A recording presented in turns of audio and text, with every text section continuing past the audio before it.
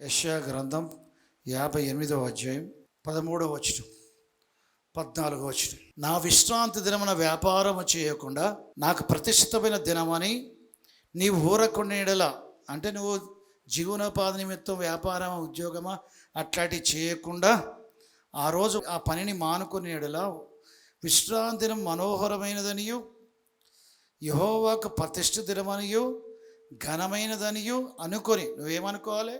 దేవునికి విశ్రాంతి దినము ప్రతిష్ఠితమైందని అనుకోవాలి. ఆ విశ్రాంతి దినం మనోహరమైన దినమని నువ్వు అనుకోవాలి. అది ఘనమైందని నువ్వు అనుకోవాలి. దాన్ని ఘనంగా అట్లా అనుకొని ఆ విశ్రాంతి దినమును ఘనముగా ఆచరించిన ఎడల ఏం చేయాలి? సండే ఘనంగా ఆచరించాలంటే కుటుంబ సమేతంగా రావటమే.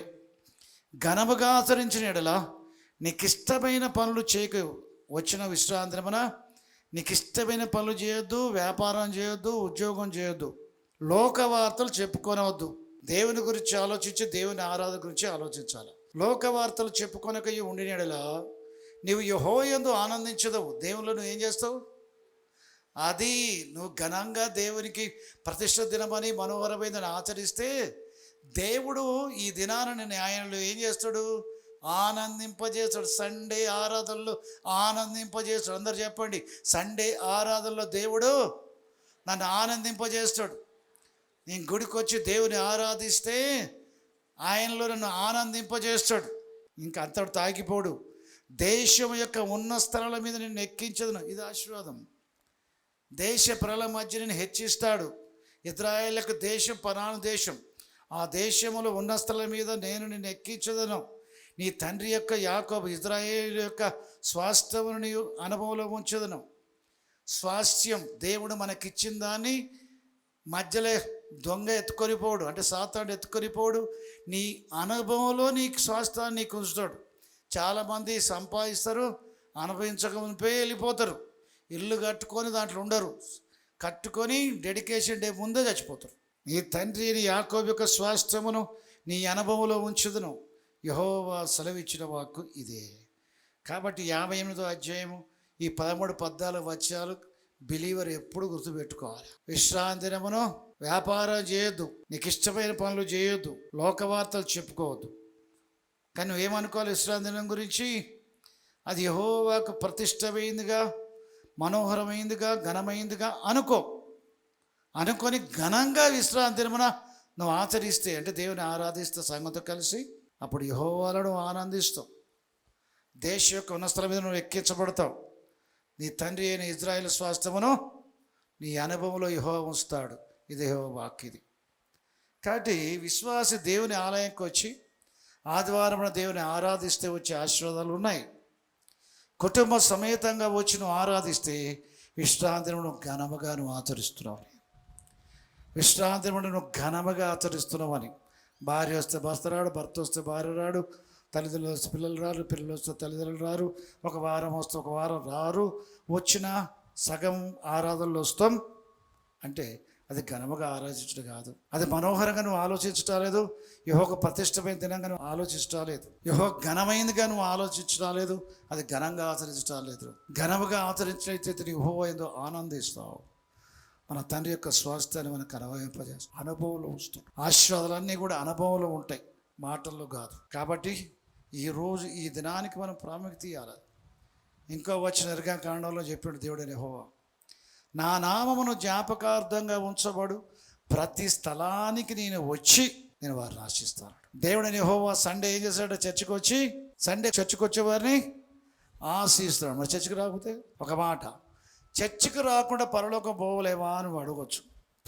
పరలోకం పోవు. బైబిల్లో ఒక చిన్న వచనం పాడుకున్నాక కొద్ది వచనాలు ధ్యానించుకుందాం. యెహోవా నా కాపరి, నాకు లేమి లేదు, పాచిక గల చోట్ల మాచికతో నడుపు. యెహోవా నా కాపరి, నాకు లేమి లేదు, పాచిక గల చోట్ల మాచికతో నడుపు. మరణపు చీకటిలో నడచుచుండినరు ప్రభు యేసు నన్ను కరుణతో ఆదరించు. మరణపు చీకటిలో నడచుచుండినరు ప్రభు యేసు నన్ను కరుణతో ఆదరించు. యెహోవన కాపరి నాకు లిబిలేదు, పాచిక గల చోట్ల మాచికతో నడుపు. పగవారి ఎదుట ప్రేమతో నొకవేదు ప్రభు సిద్ధము చేయు పరవశమొందెదరు. పగవారి ఎదుట ప్రేమతో నొకవేదు ప్రభు సిద్ధము చేసే పరవశమొందెదరు. యెహోవన కాపరి నాకు లిబిలేదు, మాచిక గల చోట్ల మాచికతో నడుపు. యెహోవన కాపరి నాకు లిబిలేదు, పాచిక గల చోట్ల మాచికతో నడుపు. నూనెతో నా తలను అభిషేకము చేసే నా హృదయము నిండి పొర్లుచున్నది. నూనెతో నా తలను అభిషేకము చేసెన్ నా హృదయము నిండి పొర్లుచున్నది. యెహోవన కాపరి నాకు లిబిలేదు, పాచిక గల చోట్ల మాచికతో నడుపు. యెహోవన అందరూ చప్పులు కొడుతూ నాకు లిబిలేదు. నిద్రపోయే వారందరూ గట్టిగా చప్పలు కొడుతూ ఆరాధించండి. హల్లెలూయా.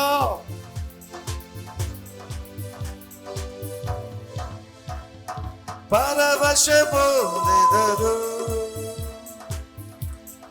చిరకాలము నేను ప్రభు మందిరములో వసించె నిరతం సంతసముగనుందు. హల్లెలూయా. ఇప్పుడు ఏం పాడినాం? చిరకాలం నేను ప్రభు మందిరములో వసించదా నిరతం. పాడబాడిన వాళ్ళు మళ్ళీ నెక్స్ట్ సండే కనబడుకున్నారు. చిరకాలము నేను ప్రభు మందిరములో వసించద నిరతం సంతసముగనుందు.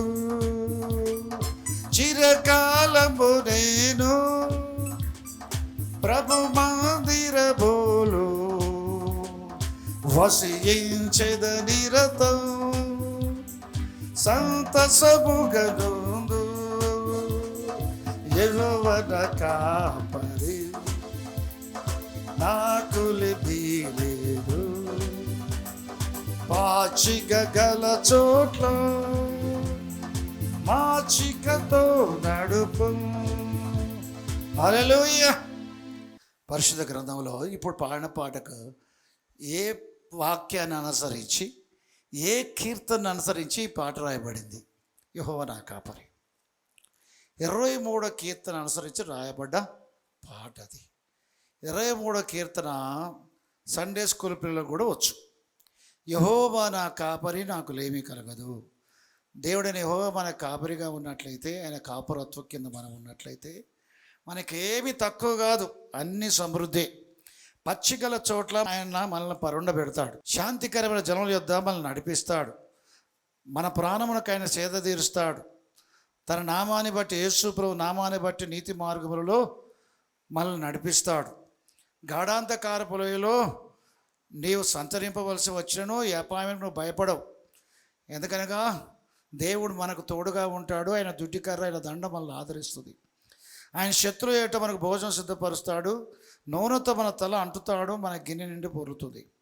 నేను బ్రతుకు దినములన్నీ పుట్టిది మొదలుకొని చచ్చేదాకా కృపాక్షేమములు నా వెంట వచ్చును. నేను బ్రతుకు దినములన్నీ అంటే అర్థం, నేను బ్రతుకు దినములన్నీ అంటే అర్థం పుట్టిది మొదలుకొని చచ్చేంత వరకు కూడా కృపాక్షేమములు నా వెంట వచ్చును. అందరు చెప్దాం, నేను బ్రతుకు దినములన్నీ కృపాక్షేమములే నా వెంట వచ్చును. నీ బ్రతుకు దినములు ఎప్పుడైపోతాయి? ఎప్పుడైపోతాయి? నీ బ్రతుకు దినములన్నీ అంటే అర్థం బ్రతికే దినాలు అన్నీ ఎప్పుడు అయిపోతాయి? చచ్చిపోయినప్పుడు అయిపోతాయి.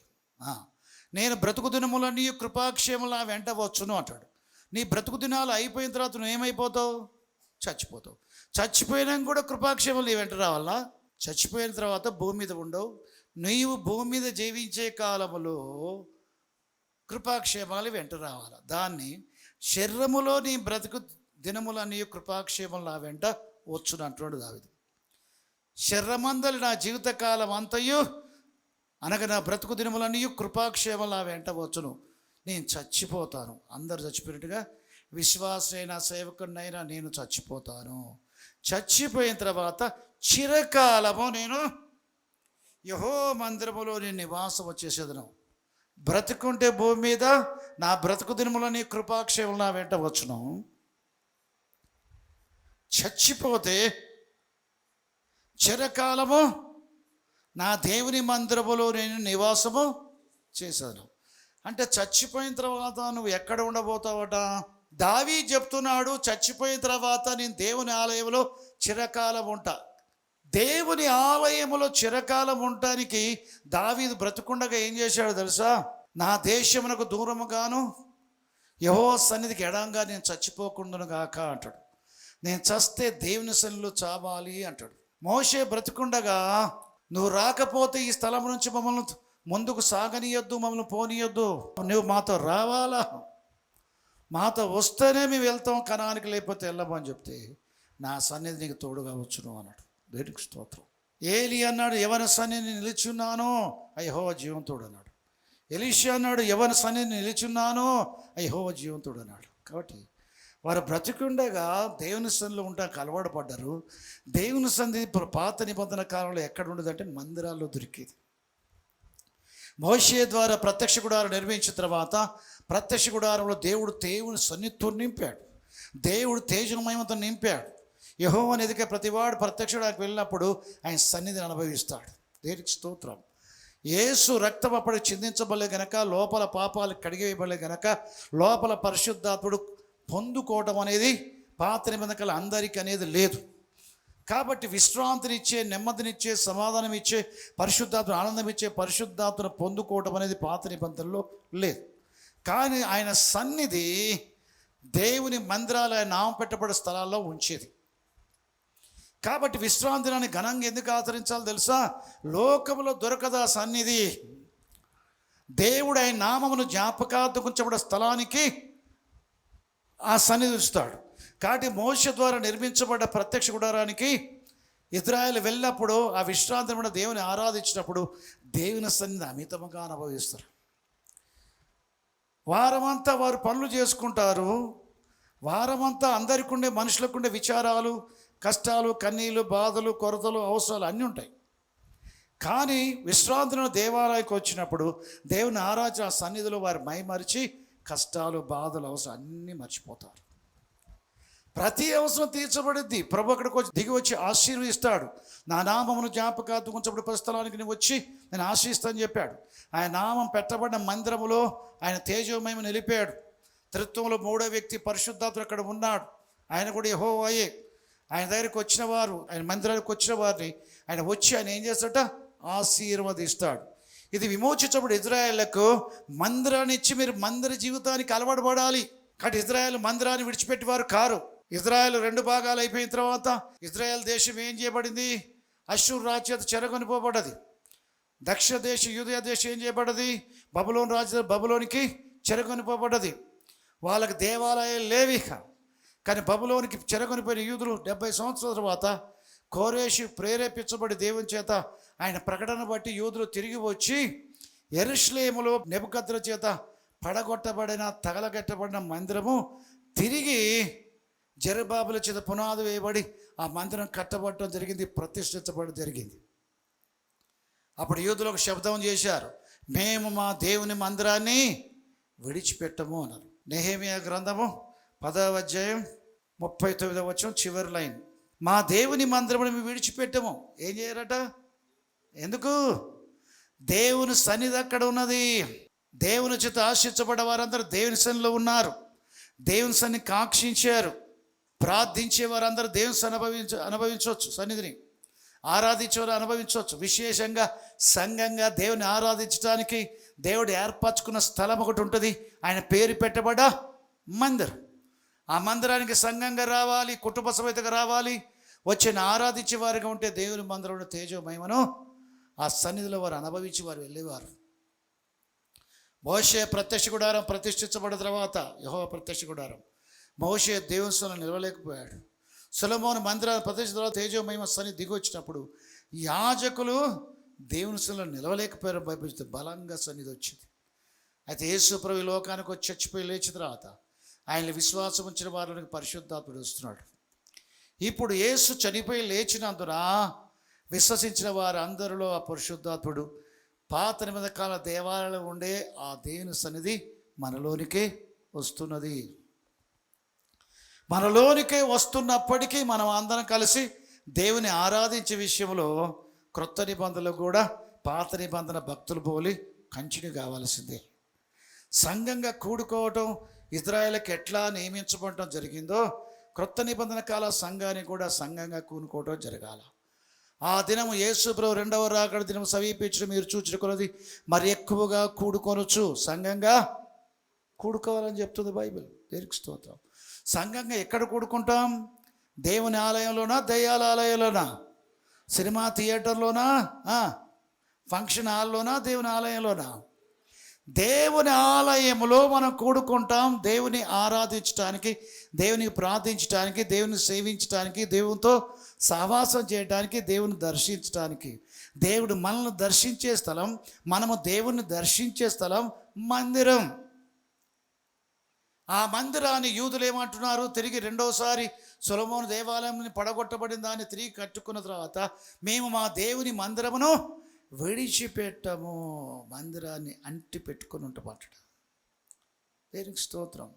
దేవుని సన్నిధి కాంక్షించే ప్రతి వ్యక్తి, దేవునితో ఆశించబడాలని ఆశ గల ప్రతి వ్యక్తి మందిరాన్ని విడిచిపెట్టిన జీవితకాలంలో ఉంటాడు. అటువంటి వాడు మందిరం యొక్క వాల్యూ తెలుసు, వాడికి ఏం తెలుసో దేవుని చిత్తం తెలుసు. బ్రతికుండగా ఎవడు మందిరాన్ని విడిచిపెట్టకుండా అంటిపెట్టుకుంటాడు, చచ్చినాక కూడా పరలోకములో దేవుని మందిరం ఒకటి ఉంటుంది, ఆ మందిరంలో ఉంటాము. అది దావీదు గ్రహించాడు. దావీదు గ్రహించి నేను బ్రతుకు దినములన్నీ కూడా కృపాక్షేమాలు నా వెంట రావాలా, నేను చచ్చిపోయిన తర్వాత నిత్యత్వములో పరలోకమందు దేవుని మందిరంలో చిరకాలం నివసించాలా, నేను చిరకాలం దేవుని మందిరంలో నివసించదును. ఇక్కడ చిరకాలం చేస్తారా? ఎంబి దేవదాస్ గారు చిరకాలం ఉన్నాడా ఇక్కడ ఈ మందిరంలో? కిష్టయ్య గారు ఉన్నాడా మందిరంలో? మాణికమ్మ గారు ఉన్నారా మందిరంలో? మందిరంలో చిరకాలం ఉన్నారా? మన పాతోళ్ళు ఉన్నారా? లేరు. రేపు నువ్వు ఉంటావా? మనం ఉంటావా? చిరకాలం ఎవరు ఉండరు. కానీ దావీదేమంటున్నాడు? భూమి మీద బ్రతుకు దినములన్నీ కృపాక్షేమాలను వెంట రావాలా. అది భూమి మీద బ్రతుకున్నప్పుడు. చచ్చిపోయిన తర్వాత భూమి మీద ఉండబోయే రాబోయే లోకములో నేను చిరకాలం దేవుని మందిరంలో నివసిస్తా. ఎక్కడ నివసిస్తాడట? మన భవిష్యత్తు ఎక్కడ ఉండబోతున్నాం? ఇక్కడ మందిరానికి రాగానే అక్కడ మందిరంలో ఉండాలని ఆశ ఉంటుందా? చాలామందికి పరలోక పోయిన తర్వాత దేవుని మందిరములో ఉంటామన్న సంగతి తెలియదు. పాత నిబంధన కాలంలో దావీదు గ్రహించాడు ఆ విషయం. క్రొత్త నిబంధన కాలంలో యేసు ప్రభు చెప్పితే యోహానికి తెలిసిన విషయం ఏంటది? ప్రకటన గ్రంథం 3వ అధ్యాయం 10-11 వచనాలు చూద్దాం. నీవు నా ఓర్పు విషయమైన వాక్యమును గైకొంటివి గనుక భూనివాసం శోధించుటకు లోకమంతుడి మీదికి రాబో శోధన కాలములో నేను నిన్ను కాపాడేదను. సంగమా కాపరి, నేను త్వరగా వచ్చుచున్నాను. యేసుప్రభు చెప్తున్నాడు, నేను త్వరగా వచ్చుచున్నాను. ఎవడును నీ కిరీటం అపహరింపకున్నట్లు నీ కలిగిన దాన్ని గట్టిగా పట్టుకొనము. జయించి వారిని నా దేవుని ఆలయంలో ఒక స్తంభముగా చేసేదను. అందులో నుండి వాడికి మీదటి ఎన్నడికి నీ వెలపలికి పోడు. జయించువానికి నా దేవుని ఆలయములో ఒక స్తంభముగా చేసేదను. యేసుప్రభు ఏమంటున్నాడు? దేవుని ఆలయములో స్తంభముగా చేసేదను. అందులో నుండి వాడు ఇక మీదటి ఎన్నడికి నీ వెలుపలికి పోడు. ఆనాడు దావీదు కాలంలో ఏముంది? గుడారం ఉంది. ఆ గుడారంలో ఎల్లకాలం ఉన్నాడా? లేదు.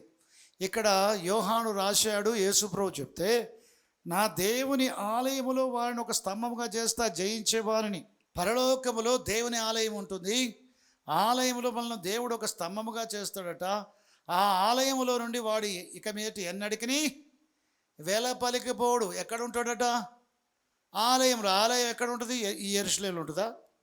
హైదరాబాద్ ఉంటుందా? ఎక్కడ ఉంటుంది? పరలోకములో. జయించు వాడు నా దేవుని ఆలయంలో ఒక స్తంభముగా చేసేదను.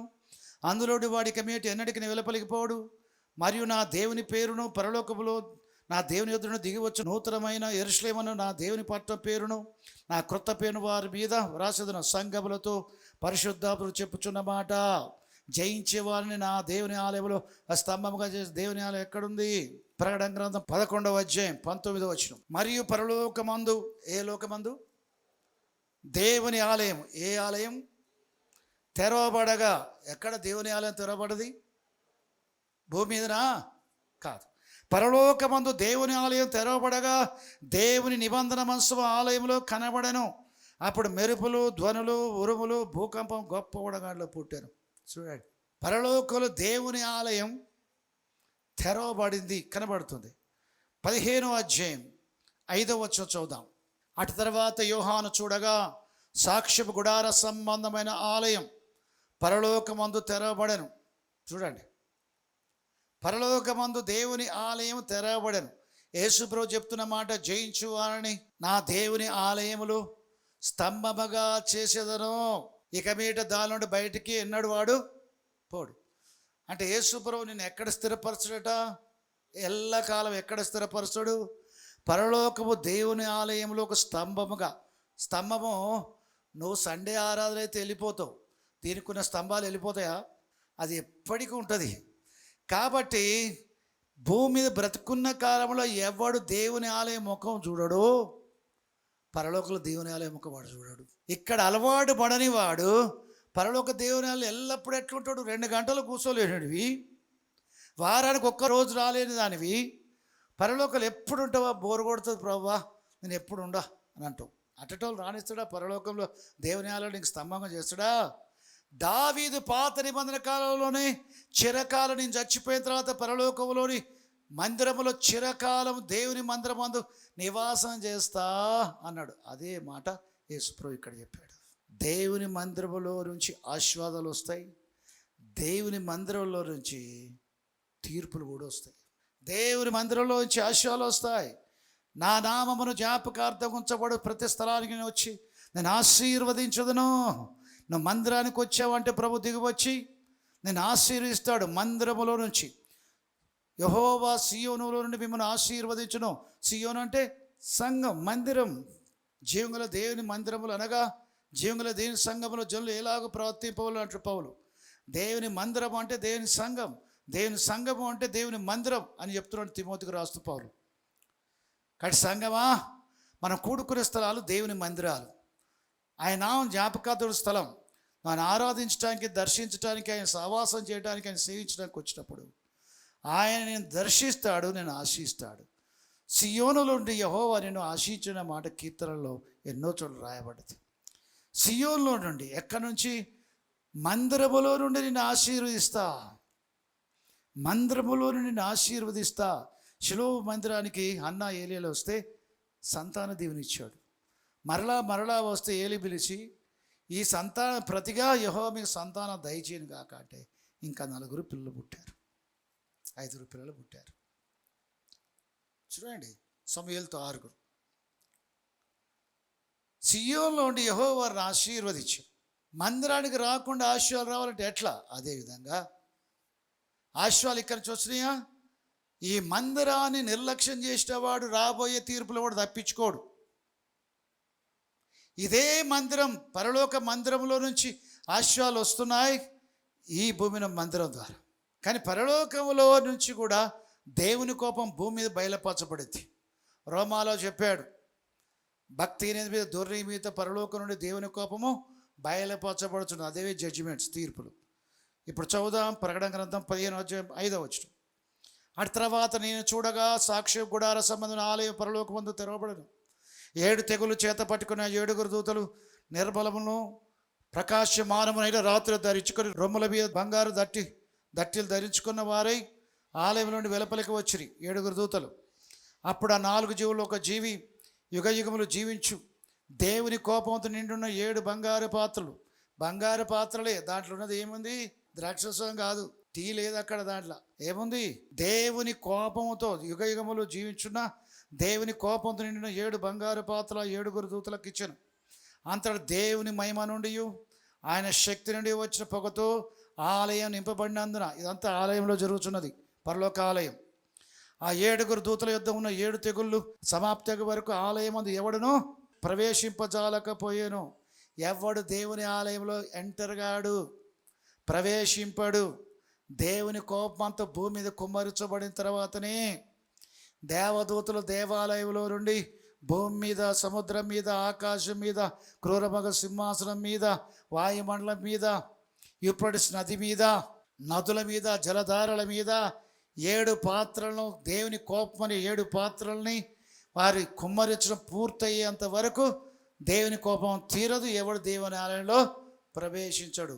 ఇప్పుడు భూమి మీద దేవుని తీర్పులు ఎక్కడి నుంచి వస్తున్నాయి? పరలోక దేవుని ఆలయంలో నుంచి వస్తున్నాయి. ఆశీర్వాదాలు ఎక్కడి నుంచి వస్తాయి? పరలోక ఆలయంలో నుంచి వస్తాయి. దేవుని ఆలయాల నుంచే ఆశీర్వాదాలు వస్తాయి. వినకపోతే దేవుని ఆలయంలో నుంచే తీర్పులు వస్తాయి.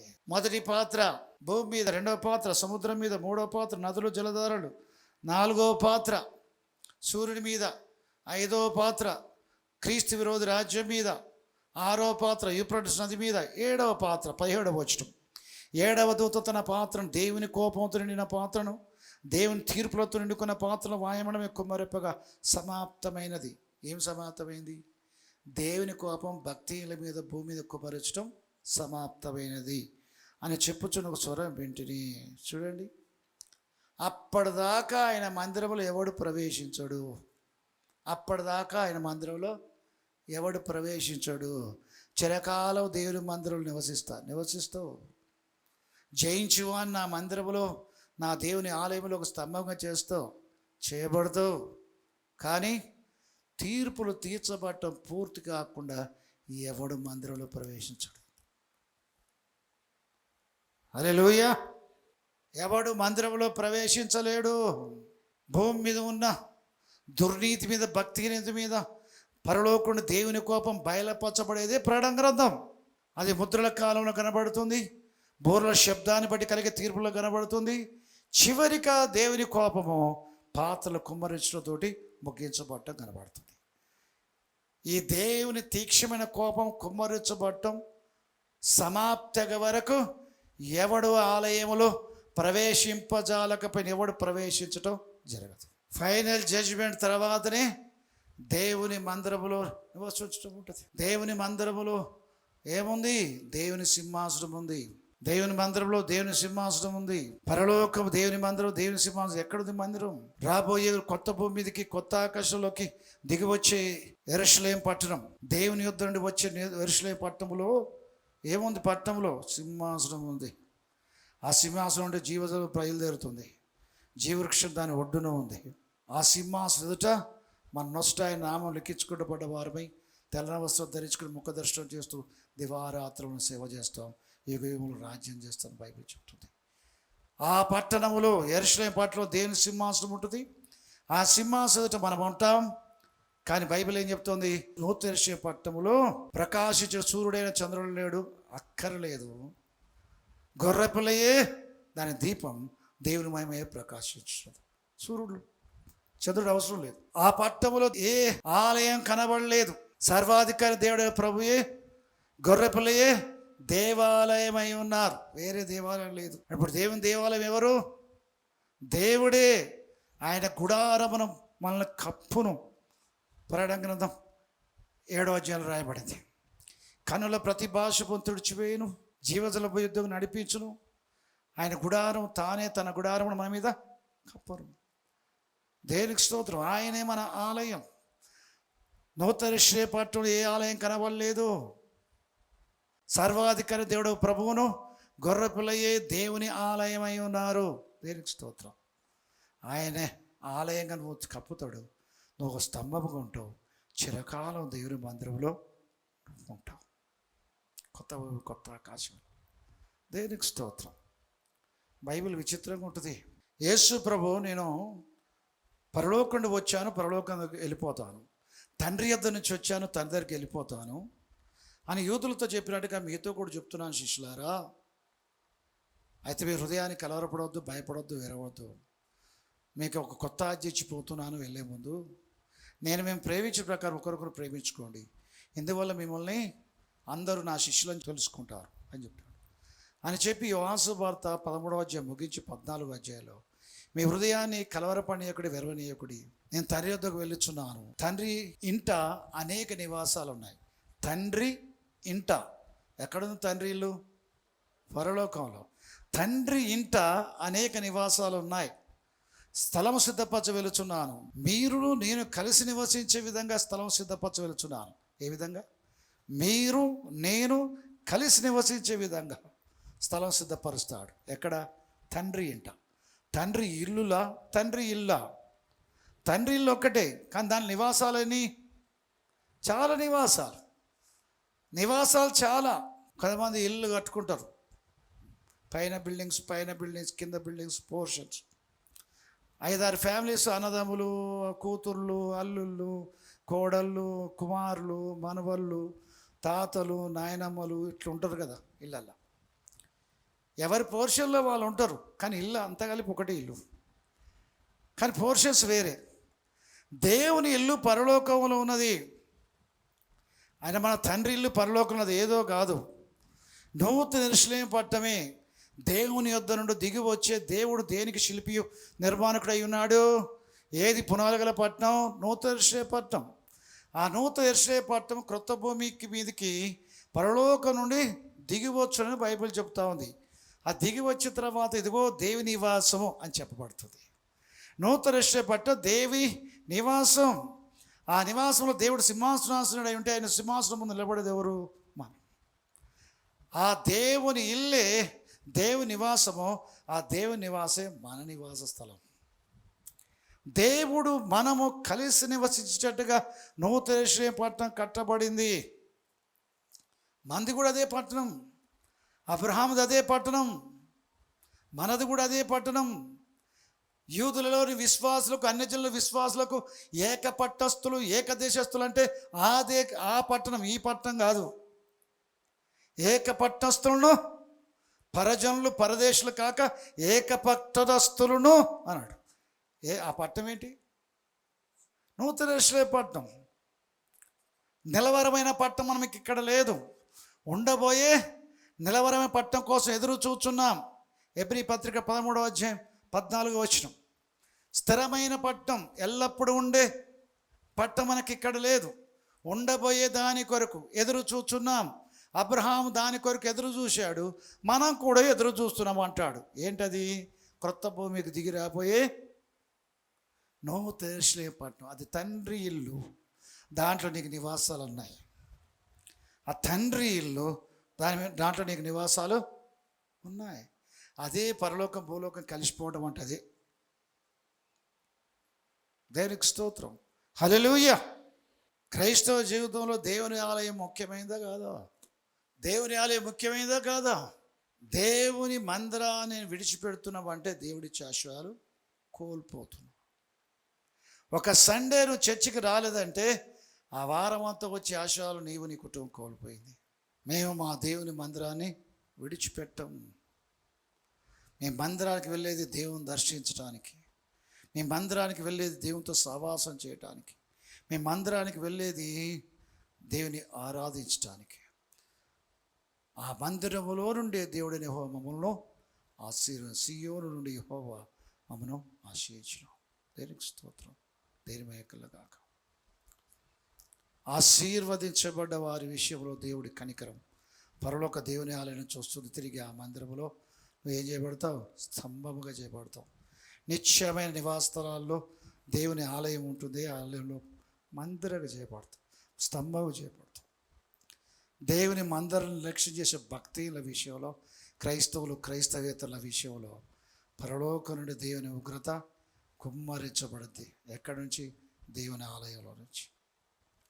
గర్భాలయంలో నుండి స్వరం వస్తుంది, 7 పాత్రలు కుమ్మరించబడదు రాత సమాప్తమైనది.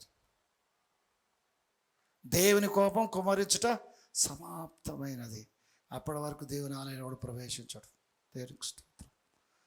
దేవుడు భక్తుల మీద కుమ్మరించబడే తీర్పులు కుమ్మరించబడే పూర్తి అయితేనే నువ్వు మహిమలో నీ మార్చబడటం, సదాకాలం ప్రభుత్వం ఉండటం అనేది జరిగింది. అప్పటి వరకు ఏం జరగదు. దేవునికి స్తోత్రం. హల్లెలూయా. అతను లేచి ప్రార్థన చేసుకో. సియోనులో నుండి యెహోవా మిమ్మల్ని ఆశీర్వదించును. సంఘాన్ని శిరస్సు అని యేసు ప్రభు సంఘములో ఉన్నాడు. శిరస్సుకు వేరుగా శరీరం ఉండదు. యేసు ప్రభు వేరుగా సంఘం లేదు. సంఘానికి దూరంగా వేరుగా యేసు ప్రభు లేడు. నీ శరీరాన్ని హత్తుకొనుంది నీ శిరస్సు, నీ శిరస్సును హత్తుకొనుంది నీ శరీరం. సంఘం భూమి అయిన సంఘాన్ని యేసు ప్రభు హత్తుకొని ఉన్నాడు. సంఘమైన మనకు శిరస్సు క్రీస్తు, ఆయన శరీరమైన మనము మన శిరస్సును యేసు ప్రభువును హత్తుకుని ఉన్నాం. ఆయన హత్తుకునేవారు సంఘంగా కూడుకునే స్థలమైన మందిరాన్ని హత్తుకుంటారు. మేము ఆ దేవుని మందిరాన్ని విడిచిపెట్టం. చచ్చేదాకా విడిచిపెట్టమని తీర్మానం చేసుకో. అప్పుడు చెప్పు ధైర్యంగా. దావీదు ధైర్యంగా చెప్పాడు, చిరకాలము దేవుని నివాసములో, దేవుని మందిరములో, దేవుని ఆలయములో నేను నివసించదను. నువ్వు చెప్పగలవా? సస్తే పరలోక దేవుని ఆలయం నాకు తెరవబడిద్ది. ఆ మందిరంలో ఒక స్తంభముగా నేను చేయబడతా. మరి ఎన్నడూ బయటికి రాకుండా మందిరంలో ఒక స్తంభముగా చేయబడ జయించు అని నా దేవుని ఆలయంలో ఒక స్తంభముగా చేసేదను. వాడు ఎన్నడూ వెలుపలికి పోడు అని చెప్పేసి యేసు ప్రభు చెప్పిన మాట. అది యేసు ప్రభు చెప్పిన మాట ప్రకారం పరలోక దేవుని ఆలయంలో ప్రవేశించి మరి ఎన్నడూ బయటికి రాని, లోపల ఉండే దేవుని ముఖం దర్శనం చేసుకుంటూ సహవాసం చేసే దేవుని సహవాసములో ఉండే ఒక స్తంభంగా చేయబడే వ్యక్తిగా చేయబడతామని దావీదు చెప్పినాడు. చెప్పగలవా? దావీదుకి నిశ్చయిత ఉంది, నేను చచ్చిపోతే పరలోకం పోతాను, నేను చచ్చిపోతే నిత్యత్వములో దేవుని మందిరములో నేను ఉంటాను చిరకాలమని. పరలోక దేవుని మందిరంలో ఉంటావని నిశ్చయిత నీకుందా? నేను పరలోకం పోయి దేవుని మందిరంలో ఉంటానని చచ్చిపోయిన తర్వాత ఆయన నమ్మకం నీకుందా? నిశ్చయిత నీ హృదయంలో ఉందా? రక్షించబడ్డ వాళ్ళకు ఉంటుంది, రక్షించబడ్డ వాళ్ళకు ఉంటుంది. హల్లెలూయా. పరిశుద్ధుడైన తండ్రి, పరలోకన మా ప్రభువా, నీకు స్తోత్ర ఘనత ప్రభావ చెల్లిస్తున్నాను. నాయనా, నీ పాదసంలో నేను సేవించే భాగ్యం మాకు ఇచ్చావు. నీ కనుదృష్టి మాపై నిలిపి మాకు బోధించావు. మందిరానికి వచ్చేవారు నేను దర్శిస్తావని, మిమ్మల్ని దర్శించడానికే మేము మందిరానికి వచ్చామని మాకు తెలిపాము. నీ మందిరములో ప్రభా నీ సన్నిధిని ఉంచుతావని, సియోనులో నుండి ప్రభా యెహోవాను ఆశీస్తాడని, యూదుల వలె మీ మందిరాన్ని విడిచిపెట్టమని, ఈ లోకాన్ని విడిచిన తర్వాత పరలోకమందు చిరకాలం నీ మందిరంలో నివసిస్తామని, నీ పరలోక ఆలయంలో మేము స్తంభంగా చేయబడి ఎన్నడూ బయటికి రావని నీతో బోధించబడ్డాం. తండ్రి దేవా, భూమి బ్రతికే కాలంలో ఆశ్రయాలు విడుదల చేయబడి పొందుకునే స్థలం మందిరం. యాకోబు నిద్రపోయి లేచి నిజముగా ఈ దేవుని మందిరమే మరొకటి కాదు, పరలోక గమనీయదే, దేవుడి స్థలమందు ఉన్నాడు. నిశ్చయముగా దేవుడి స్థలమందు ఉన్నాడు. ఈ దేవుని మందిరమే కానీ ఇది మరొకటి కాదన్నాడు. దేవుని మందిరములో దేవుడు నిశ్చయముగా స్థలంలో ఉంటాడని యాకోబు చెప్పాడు. ప్రభువా నీకు స్తోత్రం. ఎవడైనా దేవాలయం తోడని ఒట్టు పెట్టుకోండి, అందులో నివసించి వాడిని తోడని ఒట్టు పెట్టుకొని చూడని యేసు ప్రభువా నువ్వు చెప్పావు. ఇవి గ్రహించే శక్తి దయచి దేవుని మందిరములో ప్రభునామం పెట్టబడే స్థలములో ప్రభునామం పెట్టబడే వారు కూడుకున్నప్పుడు అక్కడ నువ్వు దిగి వచ్చి ఉంటావని ఆశీస్సును గ్రహించే సాయి చేయి. ప్రతి వారం నేను సేవించే సంఘంగా నీతో ఆశించే ఆశయాలు మేము పోగొట్టుకోకుండా ప్రతి ఆదివారం కుటుంబ సమేతంగా వచ్చి ఘనముగా నిన్ను ఆచరించడానికి సహాయం చేయి. ఘనముగా నిన్ను ఆరాధించడానికి సహాయం చేయి. విశ్రాంతిని మనోహరమైందనియో యెహోవాకు ప్రతిష్ఠ దినమనియో అది ఘనమైందని అనుకొని దాన్ని ఘనంగా ఆచరించినట్లయితే ఆ రోజు మేము ప్రయాణాలు చేయకుండా, ఆ రోజు మా ప్రభువా నీకు స్తోత్రాలు వ్యాపారం చేయకుండా, ఉద్యోగాలు చేయకుండా, ఆ రోజు లోకవార్తలు చెప్పుకోకుండా, ఆ రోజు ప్రభా సంఘంగా చేరి నేను ఆరాధించినట్లయితే ప్రభా మా తండ్రి యొక్క స్వాస్థ్యాన్ని అనుభవంలో వస్తావు. ప్రభా దేశంలో మా ఉన్న స్థలాలను ఎక్కిస్తావు. ప్రభా నీకు స్తోత్రం. యెహోవా మమ్మల్ని ఆనందింపజేస్తావు. ప్రభా నీకు స్తోత్రం. నీ సన్నిధిలో సంపూర్ణ సంతోషం మాకు ఇస్తావు. ఇటువంటి ఆశయాలతో మమ్మల్ని ఆశ్రయించమని, వ్యక్తిగతంగా కుటుంబముగా సంఘంగా మమ్మల్ని ఆశీర్వదించమని యేసుక్రీస్తు పేరిట ప్రార్థిస్తున్నా పరమ తండ్రి. ఆమేన్. ఆమేన్.